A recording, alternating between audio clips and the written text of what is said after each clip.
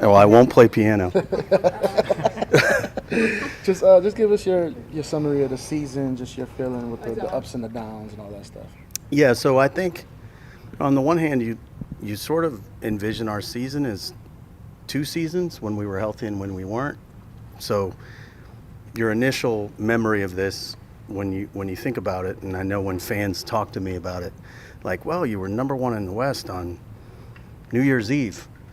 And the things that you talk about that team, where we were second in the league in net rating, and we were tied with Denver for the best record in the West, and we're sixth in clutch rating, and we're sixth in offense and sixth in defense. Well, at that point, Brandon had already missed 20 games, and Z had already missed 8 games. It's not just that those guys missed games. It's that we had so many players out for so long. We had 8 different guys miss 15 games. 6 of the guys we closed games with missed 15 plus games. So it was one of those things from a coaching perspective that they never had their footing underneath them at all. And so I feel really badly that when you look back on the season, the whole season was upheaval. The whole season was chaotic from that standpoint. And at the same time, I would tell you, to win 42 games and to have 13 different players score 20 points in games you win, and 6 different players can score 35 points in games you win, and 4 guys score 40 in games you win, we've got an awful lot of talent. So the core and the nucleus of what we have here is very, very good. We haven't seen it play enough minutes together to be able to say, yes, this is a championship caliber roster. It's a really impressive group of players, and it's a really impressive group of human beings. And so from my perspective, you spend the day yesterday sort of decompressing a little bit. If I'm a fan of this team, I'm really disappointed and I'm angry, and I feel like a lot was left undone. I feel the same way, and yet at the same time, we've got something that very, very few teams have when you look at our ability to move forward and grow from here. We have a chance to be special good. And what's going to get us to that point is we have to learn from these moments, the things that we didn't do well enough. Our Suns teams, our 7 seconds or less teams, we went to the conference finals, I think, 3 times in 6 years. And those teams, I think, averaged some ridiculous number of wins. It doesn't matter what the number is. Say it's 50. It doesn't matter. When you win that many games, you don't tend to really examine the root cause of why you're not winning the games you most care about. What's the real reason we can't beat San Antonio? Well, nobody, when you're winning 61 games, is going to walk in your coach's office and say, well, here's what you're doing wrong. Well, when you win 42 games and you lose to Oklahoma City in a play-in game, we can have those conversations. And that's going to pay dividends for us moving forward in a way that, if you've done this for a while and you've embraced the idea of getting better and you realize you make mistakes every day, we can make that mean something really meaningful when we're trying to win the most meaningful games we want to win. So if I'm a fan and David Griffin comes back up here next year and says, yeah, we just got to get better, I'm going to be pissed off. We've got to get better right now. We've got to learn from everything that we didn't do properly and make that mean something. But I will tell you, I'm also really, really grateful we didn't trick this up, find a way to win 50 games, win one round of the playoffs, and convince ourselves we're better than we are. We didn't set false expectations for ourselves. We are not good enough right now, and we know it. And at the same time, 27 teams in this league would trade their roster for ours and our draft picks for theirs. We got a lot to look forward to, but we have a hell of a lot of work to do. So I'm super excited about it, to be honest with you. I get kind of almost chills thinking about it, because I know we've got enough of the right people here to make the right decisions.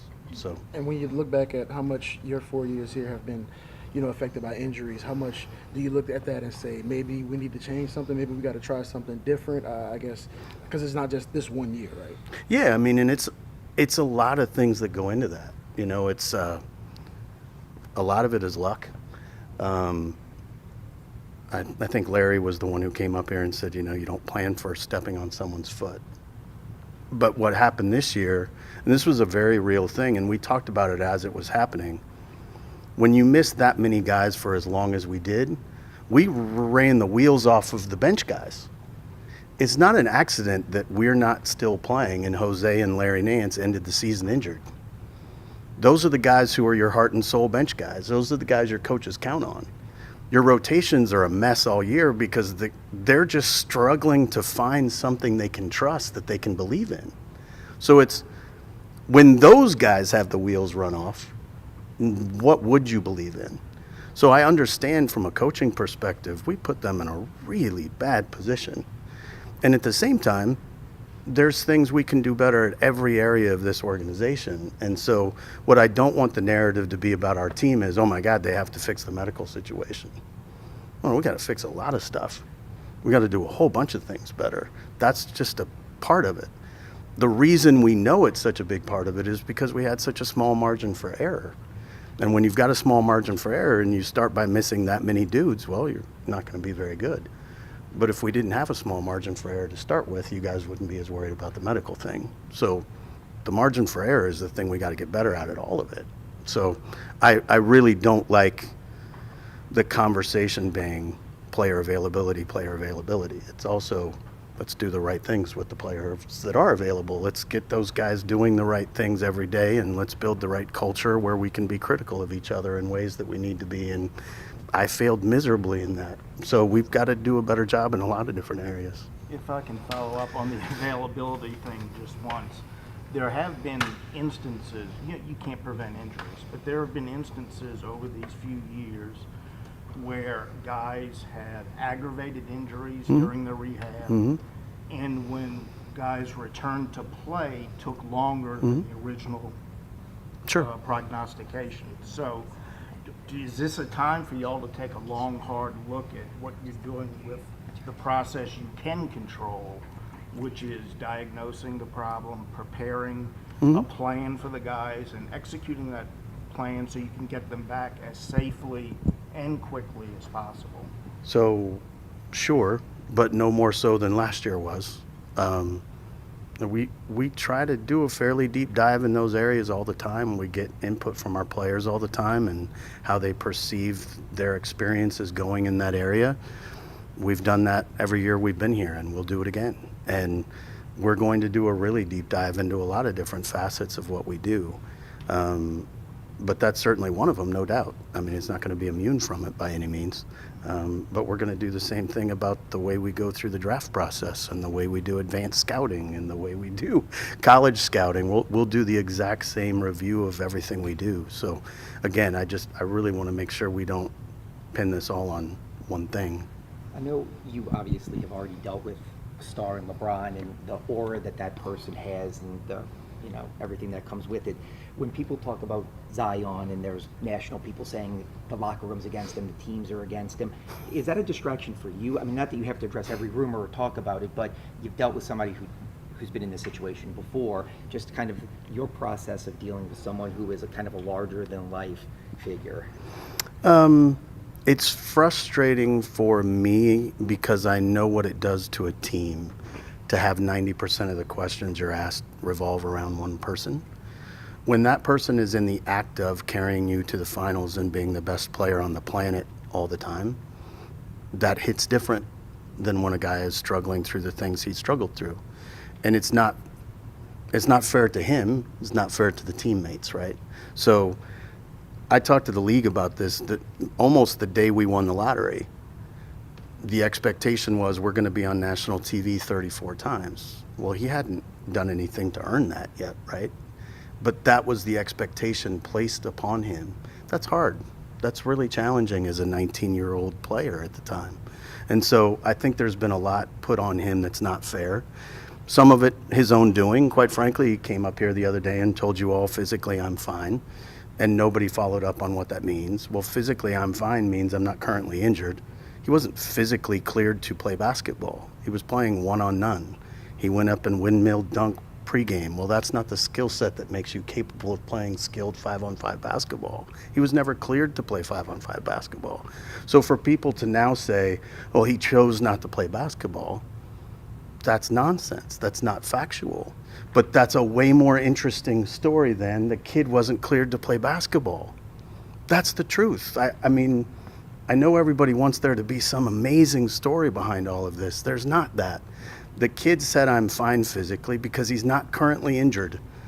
He was never cleared to even play 3-on-3 full court. Like, that's not where he was. So these things get frustrating when you're dealing with them, and nothing that's being said about the kid is particularly factual one direction or another, and I apologize for calling him a kid, but when you're 22 years old and all of this expectation is placed upon you and your teammates have to answer the vast majority of their questions about you, and your coach has to answer the vast majority of the questions about you, and we've got guys like Trey Murphy and Herb Jones achieving what they're doing every day, and an all-NBA player, caliber player in Brandon Ingram dominating the NBA coming down the stretch. It's frustrating that those things get dwarfed in comparison to things that are fabricated about a guy who's doing all he can to play basketball. So it's just it's frustrating, and it's totally different than LeBron's situation, because he was in the act of doing it all the time. It's just different. And the To fact that follow he's- up on that, I mean, I think part of the confusion is I asked him, what can you do on the court? Mhm. And, you know, he suggested I could do everything on the Yeah. court. And so it helps you just said the thing, but like, I don't know, why is there, it just seems like there's so much miscommunication all the time. Like, why can't you guys just say the thing more? Like you just Well, it's interesting because I spoke before Yeah. he did, and I said what was going on and said exactly what was going on. And he makes the one misstatement about physically I'm fine.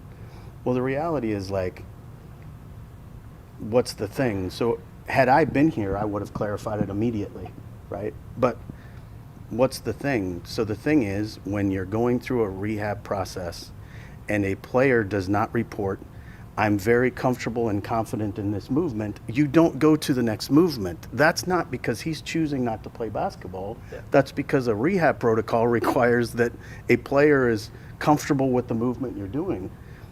And I understand your question, and like, I'm not saying that you should have possibly known that. You couldn't have possibly known that. So the miscommunication is very largely our fault. But I also think there's a component of this where if we don't, and I'm not saying you specifically do this, but if we don't always look for the most sinister outcome, there's usually not one. And that's the thing for me that I'm challenged by with the Z thing. And what do you think just needs to change just so he's more available moving forward? It's a great question, and I wish I could immediately pinpoint the answer. I think a big part of it is on him. I think there's a lot he can do better, and he would, I think, tell you that. He's certainly owned up to that. And I think we need to do a better job of maybe examining the whole situation top to bottom a little bit better. You know, I've heard people say what you're doing is not working. Okay, well, we're aware of that at the time it happens, right? We're not intentionally not doing the right things. So I think finding a way to put him in the best position to succeed is important. And I think his participation in that is a big part of it as well. from a team building perspective, Zion will go from the 13th figure to somewhere up above 30. You'll have 3 guys around there. I mean, how would that just impact things of, you know, having 3 guys who are making that figure from a team building perspective? It's a great question, and because the CBA has been changed and parts of it have been leaked out and we don't really know, one of our big challenges this offseason when I talk about the things we're going to have to do differently, we're going to have to learn that. And we've been working under a totally different set of rules, and team building is based almost entirely on the gap you can create between the cap and the tax, and your ability to do things to get better really hinge upon that. So with all of the media accounts that are out there now, you're kind of led to believe that the CBA may help teams in our position, that we may actually be able to keep a core together and not have to choose between one good young player and another. And I hope that's true once we dive into it. But the CBA in our ability to navigate in a sustainable way is everything to team building. It's in a situation like ours, when we're not going to triple up the spending of other teams in the league, it matters a lot. How much do you just mentioned kind of being in the moment of, you know, an up and down season. Do you need to get away from it before you say, let's talk about these changes or these new policies and procedures, or do you want to kind of jump into it immediately while it's fresh? So just even taking one day off before we did this is different than what I experienced growing up in the league. And I think my preference, my very strong preference, is for everybody to take at least a weekend to just decompress a little bit. Because when you've got disappointment all over every conversation, you make worse decisions. And you don't want to own mistakes as quickly right away either. I think the things that you do wrong and the mistakes we make as a franchise, they mean more to you when you're not angry about officiating or whatever it might be that you point to in the heat of the moment. So, How would you assess the job that Willy did in year 2 and just, from year 1 to year 2? I mean, again, I think Willy and his staff, right? He's a second-year coach, and he's got a very young supporting staff as well. I thought they navigated an incredibly difficult situation very, very well. I know our players will talk about the fact that he never changes and that he keeps us calm and in chaos, and that's meaningful. But this was a really difficult situation to navigate. And I don't think I really had enough appreciation for it, honestly, until I got to the end of the season and we did a lot of the examination of exactly what the injury situation was and what they were dealing with from a night in, night out standpoint. These 3 guys are out. These 3 guys are available. It would have been excruciating to do that. And I think because of that, it also made 5-on-5 practices much more complicated. What you were getting out of those was much less significant. So I think given an incredibly bad set of circumstances, I thought they did a remarkable job. I mean, we've gone 31, 36, and 42 on wins while player availability's gone down. And we're making mistakes outside of that throughout. And they managed to win more games than we did last year. We didn't win the games we want to win, and I am by no means satisfied, and neither are they. But I think based on what they were dealing with, I think you'd have to say they came through it pretty well. And last summer you talked about the importance of establishing that consistency with the roster, building chemistry. You brought basically the same team back this summer. Are you expecting more change within the roster? You think that's necessary to take the next step? Well, last year it was a little easier just because we didn't really have free agents. And again, the CBA hadn't changed. So I think it would be a total guess on my part to talk about that. I know we feel like the bones of this franchise are really sound. And what we do to get to the next level and make this exactly what it needs to be, I can't tell you right now.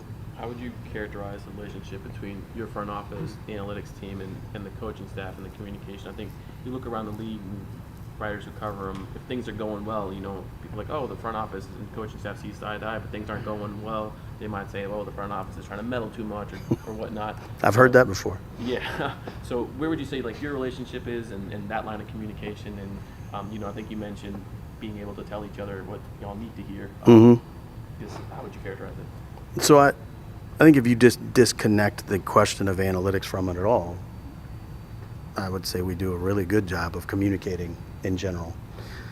I would tell you that organizationally, we're not good enough in the analytics space, and we have a lot of work we have to do in that area. And that's a me thing. That's not a coaching thing. That's not his reliance upon it or his lack of reliance upon it. It's the way we incorporate it top to bottom in a flow-through way that makes sense in terms of our communication, and we've got a lot to do there, which is ironic because it's sort of where I came from. But it's not something that is not why things didn't get done. It was survival with the roster to a huge degree. And so I think there's a lot we're going to get better in that space, and there's an awful lot changing too. Like what's happened now in the game camera space and all of that, it's going to change radically what we do. The bandwidth we're going to have now to make real meaningful decisions is infinitely greater. So what would be good is if we can be in the forefront of that. And right now I would tell you we haven't been. So. And you mentioned the medical staff.